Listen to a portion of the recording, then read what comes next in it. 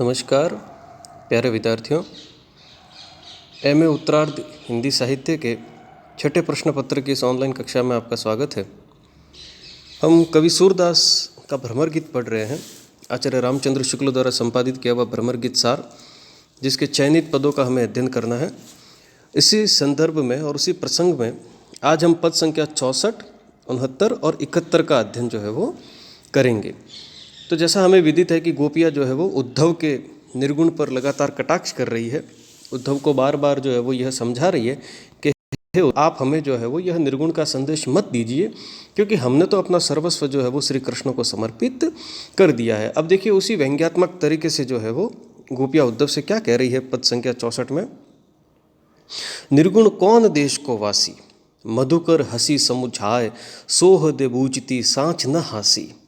को है जनक जननी को कहियत, कौन नारी को दासी।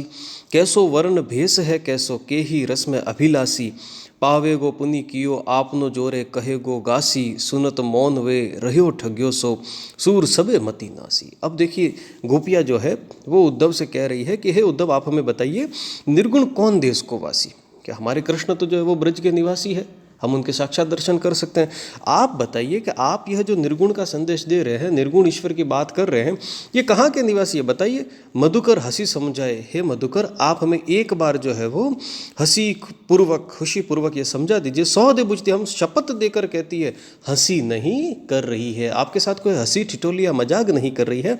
आप हमें एक बार जो है वो समझा दीजिए कि ये निर्गुण आपका कौन देश का वासी है, कहाँ का रहने वाला है। को है जनक, इसके पिता कौन है। जननी को कहिए, इसकी माता कौन है।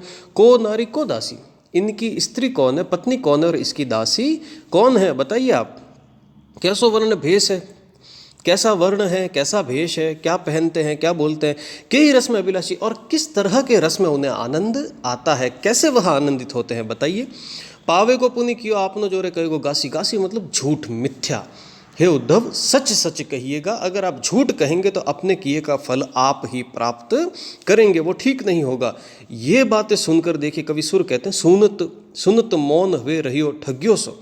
ये बातें जब गोपियों की ये बातें सुनी, अब निर्गुण का वर्णन क्या किया जाए कि जिस निर्गुण निराकार ब्रह्म का वेद उपनिषद भी जो है वो वर्णन नहीं कर सकते, उसके जो है वो आकार प्रकार को नहीं बता सकते, उसका वर्णन उद्धव कैसे करें। तो वो कहते हैं कि उद्धव जो है वो ठगे से रह गए और मौन रह गए। सुर सबे मति नासी, कवि सुर कहते हैं कि इस प्रकार उद्धव की सारी मति का नाश जो है वो हो गया, या सारी की सारी बुद्धि उनकी हतप्रभ हो गई कि अब गोपियों के इस तर्क का क्या जवाब दिया जाए। बड़े जो है वो विपदा में पड़ गए उद्धव वहाँ पर। देखिए इसी प्रसंग में आगे जो है वो पद संख्या 69 में क्या कह रही है गोपियाँ उद्धव को। देखिए राग धनाक्षरी और पद संख्या जो है वो 69 में गोपिया कह रही है। प्रकृति जोई जाके अंग परी, स्वान पूछ कोटिक जो लागे सूधी न काहू करी। जैसे काग भच्छ नहीं छोड़े, भच्छ नहीं छाड़े, जनमत जौन घरी। धोए रंग जात कऊ कैसे जो कारी कमरी, जो अही डसत उदर नहीं पूरत ऐसी धरनी धरी। सुर हो सो हो सोच नहीं, तैसे हैं एवरी। अब देखिए उद्धव से जो है वो गोपियाँ कह रही है कि ये उद्धव कैसे हैं, कि हम इन्हें लाख जो है वो मना कर रही है, समझा रही है कि आप हमें है उद्धव निर्गुण का संदेश मत दीजिए, लेकिन ये देखिए अपनी आदत से बाज नहीं आ रहे हैं, अपनी कोशिश से बाज नहीं आ रहे हैं। तो गोपियाँ देखिए क्या कहती है उद्धव को व्यंग्यात्मक कटाक्ष करते हुए। प्रकृति जोई जाके अंग परी, जिसकी प्रकृति जैसी हो जाती है वह वैसा ही रहता है, उसमें परिवर्तन नहीं हो पाता। स्वान पूछ कोटिक जो लागे सुधी न काऊ परी, कुत्ते की पूछ सीधी नहीं होती। मुहावरे का देखिए प्रयोग जो है वो यहाँ पर कि कोई कितनी ही कोशिश कर ले, कोई कितना ही प्रयत्न कर ले, लेकिन कुत्ते की पूंछ को कभी सीधा नहीं किया जा सकता। तो ठीक उसी प्रकार उद्धव भी जो है वो अपनी बातों से बाज नहीं आ रहे हैं। जैसे काग भज्ज नहीं छोड़े, बच्च का मतलब मांस का भक्षण, कि कौवा जो है वो मांस का भक्षण करना कभी नहीं छोड़ सकता, चाहे उसके लिए दूसरे कितने ही प्रयत्न कर लिए जाए। जनमत जौन धरी, कुछ भी धर लो लेकिन वो काग जो है वो मांस का भक्षण करना नहीं छोड़ेगा। धोए रंग जात कछु कैसे जो कारी कमरी, काले रंग को आप चाहे कितना ही धो लीजिए लेकिन उसका वह रंग जाने वाला नहीं है।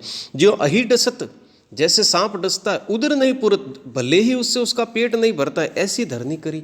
यह उद्धव तो जो है वो हमारे साथ ऐसा कार्य कर रहे हैं कि जैसे सांप को यह पता है कि डसने से उसका पेट नहीं भरेगा, लेकिन फिर भी वह डसने का कार्य करता है। सुर हो सो सोच नहीं, आगे कवि सुर कहते हैं कि गोपियों ने इस प्रकार मन में विचार किया कि उद्धव तो हमारे साथ ऐसा व्यवहार कर रहे हैं, तैसे है एउरी, कि हमारे साथ ऐसा व्यवहार कर रहे हैं कि चाहे जो हो सो हो, लेकिन मैं तो अपने निर्गुण का संदेश देकर रहूँगा। तो गोपियाँ जो है वो बड़ी उद्विग्नता से, बड़ी जो है वो पीड़ा से जो है वो उद्धव को बार बार कटाक्ष करते हुए ये समझा रही है कि हे उद्धव, आपका यह निर्गुण का संदेश हमें पीड़ा दे रहा है और आप हमें यह संदेश मत दीजिए। क्यों? क्योंकि इसका कोई भी प्रभाव हमारे ऊपर होने वाला नहीं है।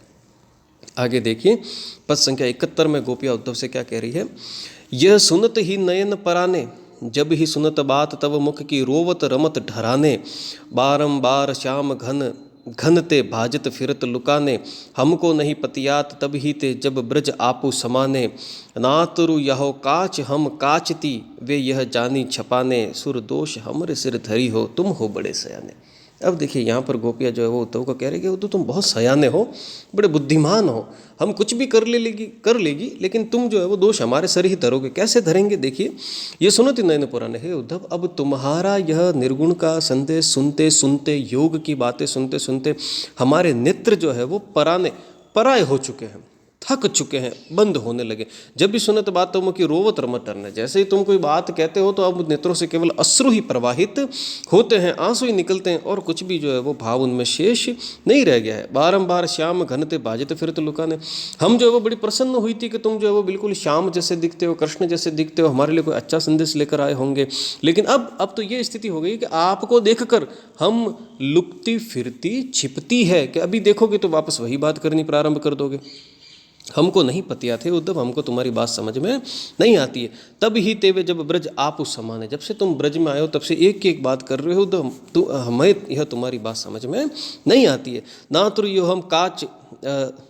यहो काच हम काचती, वे यह जाने छपाने, कि हम जो है वो जिस प्रकार वेश धारण करती है या जिस प्रकार चलती है वो सब जो है वो श्री कृष्ण की भक्ति में समाहित है। हे उद्धव, हम लुक छिप कर या अपने ऊपर कोई बनावटी जो आवरण है वो ओढ़ नहीं सकती। सुर दोष हमरे सिर धरी हो। आगे गोपियाँ उद्धव से कहती है, कविसुर ने कहा, कविसुर कहते हैं कि इस प्रकार गोपियों ने उद्धव से कहा कि हे उद्धव, हम चाहे कितना ही प्रयत्न कर ले आपको समझाने का, आपकी बातों का उत्तर देने का, लेकिन हमें पता है कि आप मथुरा जाकर दोष हमारे सिर पर ही धरोगे और कृष्ण को क्या कहोगे कि हे कृष्ण, मैंने तो तुम्हारी बात, तुम्हारा संदेश गोपियों को कहा था, लेकिन गोपियों ने उसे स्वीकार नहीं किया। तुम हो बड़े सयाने, हे उद्धव, हम तुम्हें जानती है, तुम बड़े सयाने हो, बुद्धिमान हो, हमें पता है कि तुम मथुरा जाकर भी दोष हमारे ऊपर ही धरोगे।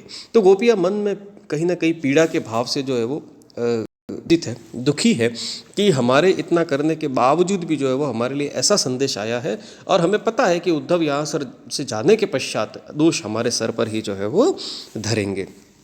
इसी प्रसंग में अगले वीडियो में हम जो है वो अगले दोहों का अध्ययन, अगले पदों का अध्ययन करेंगे। धन्यवाद।